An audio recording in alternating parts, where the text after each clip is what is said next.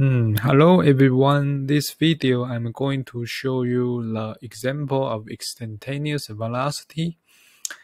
And last time we show you the definition of instantaneous velocity is the position doing the derivative with respect to time. Okay, and the physical meaning is the slope of the xt diagram. And we'll use definition to show you an example. Let me see. Okay, and that example is very simple. And here is the trajectory of particle, and the trajectory of particle. And right now we're going only consider x direction. And the trajectory of the particle can be described a function, and it's a function of time here, minus 4t plus 2t squared. Okay, and if you draw the diagram, it's this brown curve. Okay, but that does that. But in the further calculation, I think we don't need this diagram.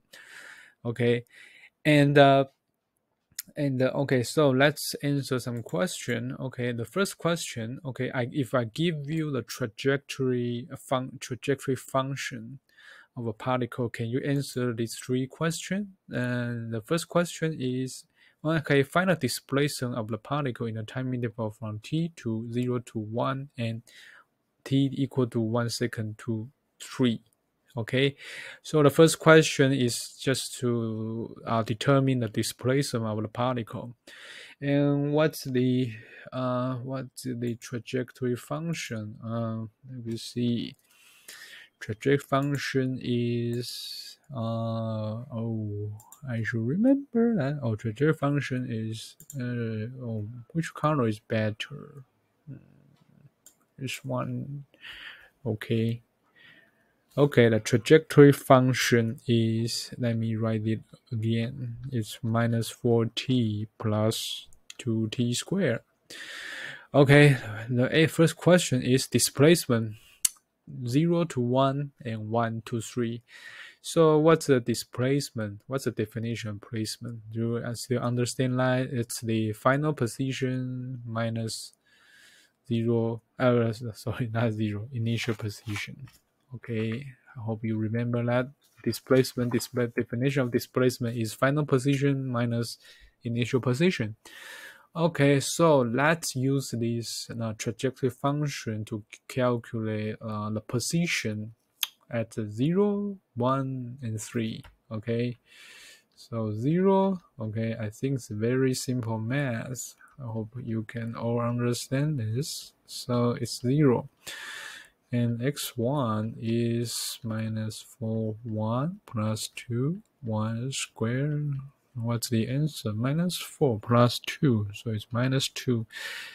Okay, and its unit is meter. Okay, and the final x3 is minus 4, 3 plus 2, 3 squared, right?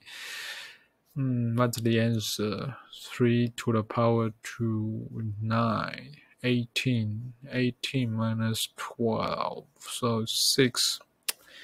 Okay, so what's the displacement between these two, between the intervals? So x1 minus x0, so it's minus 2.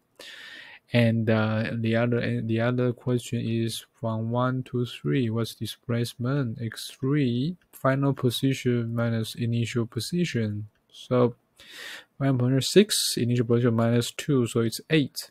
So like I said, displacement can be negative or positive. Okay, it's not like the travel distance. Travel distance always positive. Displacement can be negative and positive.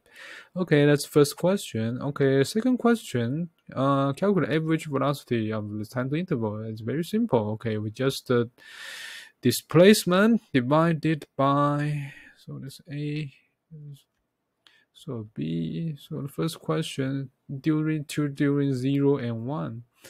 Just be careful. So displacement divided by time interval. So it's minus 2. Oh, sorry. So it's -2 and the unit is meter per second. Now from interval 1, 2, 3, okay, the displacement is 8 and the time interval is 3 minus 1, so it's 4 meter per second. Okay, let's see. And the final one, final instantaneous velocity of the particle at time equal to 2.5 seconds. Okay, so we already know the trajectory function. How do we use the trajectory function to get the instantaneous velocity? So I think you remember now we have to do the derivative with respect to the doing derivative on x with respect to t. So let's calculate the x over dt and its instantaneous velocity. Okay, and the I think for the power function also, I'm not sure I describe if my terminology right. For the power function, okay. For the power function, okay, for the power function, the derivative for power function is very simple. You just move the power to constant. Okay, so sorry. What should I do? Let me think. What should I do? BTN. Okay. BTN. BTN. Okay. Okay, when you do the derivative, BTN respect to t, I think textbook should mention more clearly the b is a constant. Okay, this b is a constant, arbitrary constant.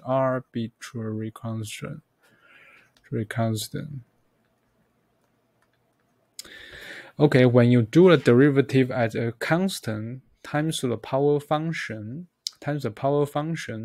okay, first of all, you can leave the constant out and let the power function stay in there. Let the power function stay in there. And the rule for the derivative of power function is very simple. It's just you move the power to in front of them, and then the n become n minus 1. Okay, that's the derivative rule for the power function. Okay, so let this be constant. You don't have to. You just ignore them. Okay, just move it out, and then do the derivative on the power function. Okay, so for this problem, let's see. This is t means t to the power 1. Okay, so the -4 is constant, so we don't need that. And then we do a derivative on t to the power 1. And then we move 1 to the ground, so it's 1, and t becomes 1 minus 1. Okay, that's the first one. And then plus, and it's 2 is a constant, so we ignore it. We just write it down. We don't have to do a derivative on the constant. And then 2, you move to in front of t, so it's 2. And then t to the power 2 minus 1. Okay, that's your final answer. So what's the answer? T to the power 0 is 1. I hope you understand that. And -4 plus 4t. Okay. Oh, sorry, no space. Okay, so when we do the derivative on the x trajectory function with respect to t, we get the velocity function. We get velocity function, velocity is also a function of time. Okay, so what is question? He want us calculate instantaneous velocity at t equals to 2.5. So v 2.5 is equal to minus 4 plus 4 times 2.5, and it's 10. So it's 6. So an answer unit is meter per second. So that's the whole 3 questions. So in this 3 question, I show you if I get a trajectory function, how do we answer very simple kinematics question. I hope you understand that it's not very hard. Okay, and I hope you can remember the derivative law for the power function. Okay, it's not really hard. Okay, and this course I'll use a little bit calculus or a little bit derivative. Okay, so that's much about it. This is all the video. And okay, so I will stop here. See you to the next video. Bye bye. Bye bye. Bye bye. Bye bye. Hey.